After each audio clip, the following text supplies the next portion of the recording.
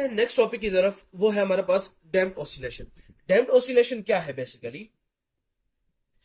इससे पहले कि मैं डैम्प्ड ऑसिलेशन की कंसेप्ट को एक्सप्लेन करूं, मैं आपको कुछ समझाना चाह रहा हूं। आपके पास कोई वाइब्रेटरी बॉडी है और वो किसी मीन पोजीशन के अराउंड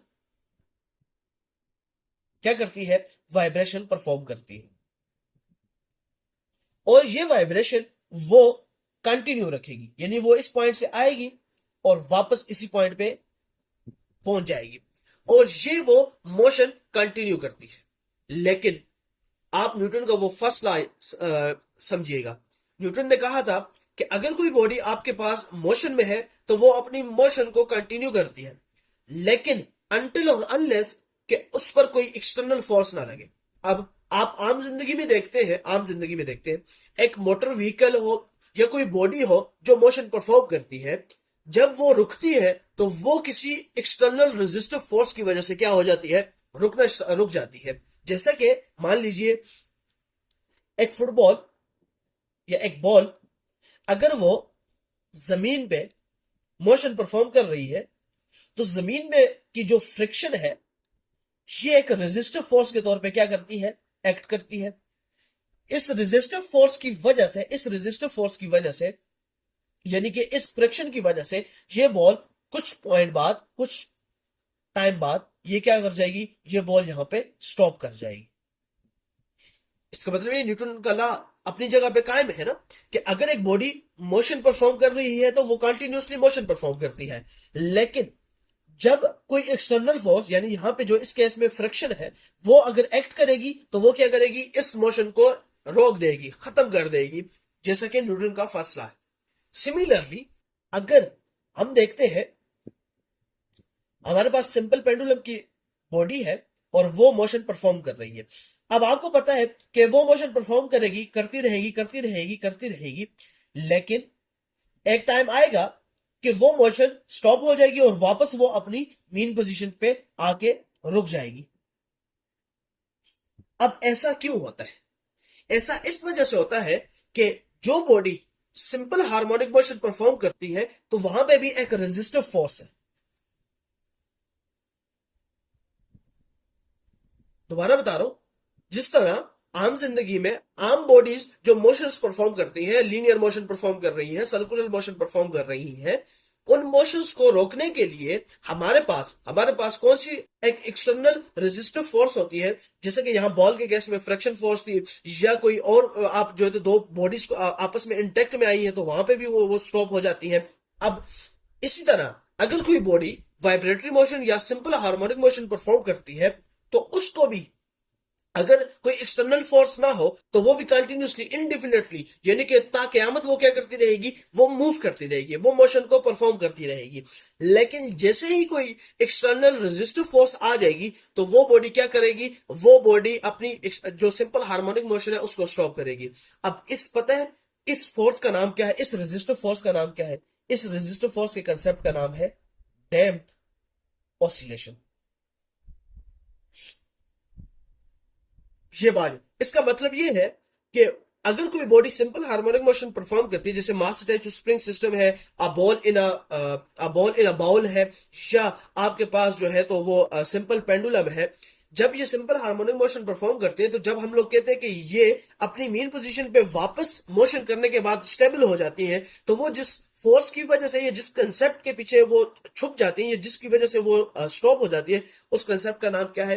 डैम्प्ड ऑसिलेशन। अब थोड़ा सा मैं डैम्प्ड ऑसिलेशन के ग्राफ को समझाने से पहले एक नॉर्मल बॉडी जो आपके पास सिंपल हार्मोनिक मोशन परफॉर्म करती है उसकी ग्राफिकल रिप्रेजेंटेशन क्या होती है, जरा ये समझिएगा। मान लीजिए ये वो मीन पोजीशन का डिस्प्लेसमेंट ग्राफ है कि मीन पोजीशन यहां पे है और बॉडी की एक एक्सट्रीम पोजीशन यहां पे बनी हुई है और एक एक्सट्रीम पोजीशन आपके पास बॉडी की यहां पे बनी हुई है। अब बॉडी मीन पोजीशन से जाएगी एक एक्सट्रीम की तरफ, फिर वापस मीन की तरफ आएगी और फिर एक्सट्रीम की तरफ जाएगी, और इस तरह वो अपनी मोशन को हमेशा के लिए क्या करेगी? कंटिन्यू करती रहेगी, हमेशा के लिए। अगर उस पर कोई एक्सटर्नल रेजिस्टिव फोर्स क्या होगी? वो नहीं लगेगी, इस तरह ये कंटिन्यू करेगी। यानी कि मीन से चली एक्सट्रीम पे, एक्सट्रीम से वापस मीन पे आई, मीन से वापस एक्सट्रीम पे, फिर एक्सट्रीम से वापस मीन की तरफ, और मीन से वापस एक्सट्रीम की तरफ, और इस तरह इसने मोशन को कंटिन्यू किया।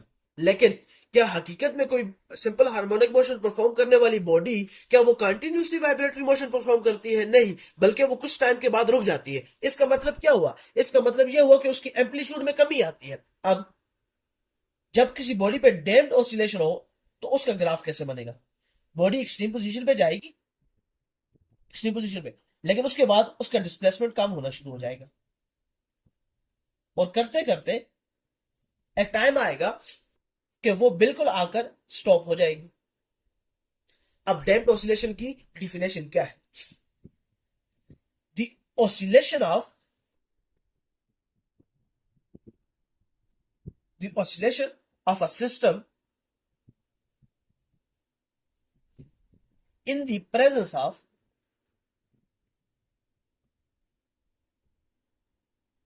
some resistive forces are called damped oscillation। damped का मतलब है कमी आना। किसके अंदर कमी आना? ऑसिलेशन के अंदर, यानी वाइब्रेशन के अंदर कमी आना। और वो कमी क्यों आती है? क्योंकि बॉडी पे एक एक्सटर्नल रेजिस्टिव फोर्स लगती है, यानी वो एयर हो सकती है, एयर उसको कंप्रेस करती है, उसको वापस कहती है कि अपनी मीन पोजीशन की तरफ तुम वापस मूव करके जाओ। अब आपसे कोई पूछे कि डैम्प्ड ऑसिलेशन का ग्राफ क्या है, तो डैम्प्ड ऑसिलेशन का ग्राफ ये है कि जिसकी वजह से क्या हो रहा है? डिक्रीज आ रहा है किसमें?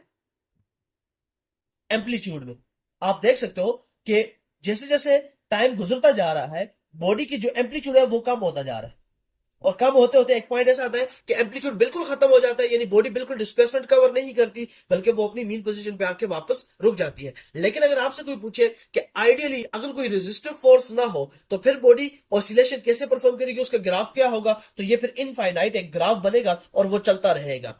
वो बिल्कुल इनफाइनाइट चलता रहेगा और उसको कभी भी उसके एम्पलीट्यूड में कमी नहीं आएगी।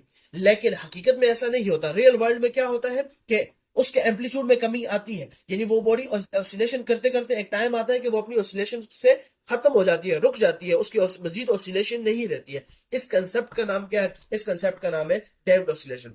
इस डैम्प्ड ऑसिलेशन को आप लोग कहां देखते हो?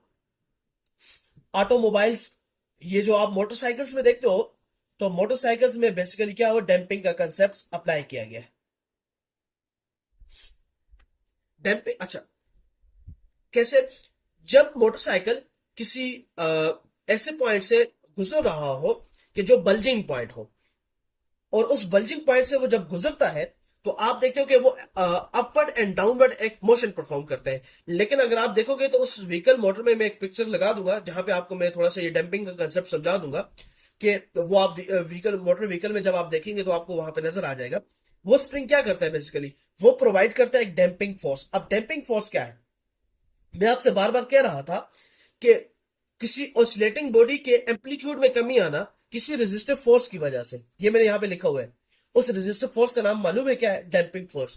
तो डैम्पिंग फोर्स बेसिकली क्या है कि ये किसी ऑसिलेटिंग बॉडी के एम्पलीट्यूड में कमी लाती है, कि उसको कम करती है। इसलिए आप देखते हो कि जो व्हीकल्स होती हैं, मोटरसाइकिल्स वगैरह, उनमें ये डैम्पिंग का कंसेप्ट अप्लाई किया हुआ है कि जब कभी बॉडी ऐसे बल्जिंग पॉइंट के ऊपर से गुजरे और वो जंप खाए, अब वो बहुत ज्यादा बड़ी ऑसिलेशन परफॉर्म ना करे, बल्कि क्या होती है, उसके ऑसिलेशन को मिनिमाइज किया जाता है, यानी वो आहिस्ता आहिस्ता कम होना शुरू हो जाए और एक पॉइंट ऐसा आ जाए कि वो ऑसिलेट करना बंद कर जाए। तो इस कंसेप्ट को हम लोग कहाँ अप्लाई करते हैं? हम लोग अपनी रियल वर्ल्ड में कहाँ अप्लाई किया हुआ है? ये मोटरसाइकिल के कंसेप्ट में अप्लाई किया हुआ है। तो डैम्प ऑसिलेशन क्या है कि जब बॉडी किसी रेजिस्टिव फोर्स की मौजूदगी में, उस रेजिस्टिव फोर्स का नाम क्या है? Damping force. उसकी मौजूदगी में जब बॉडी ऑसिलेशन परफॉर्म करती है तो इस कंसेप्ट को हम लोग बेसिकली क्या कहते हैं? डैम्प ऑसिलेशन कहते हैं। ये शॉर्ट नोट के लिए बहुत इंपॉर्टेंट है और इसका कंसेप्ट सीख लीजिएगा। डैम्प्ड ऑसिलेशन के लिए ग्राफ कौन सा बनता है, और अगर आइडियल सिस्टम हो कि जहां पे कोई डैम्पिंग फोर्स ना हो, कोई रेजिस्टिव फोर्स ना हो, तो अगर फिर बॉडी ऑसिलेशन करे तो वो ऑसिलेशन किस तरह की होगी, ये बात आपने याद रख लेनी है। Thank you so much.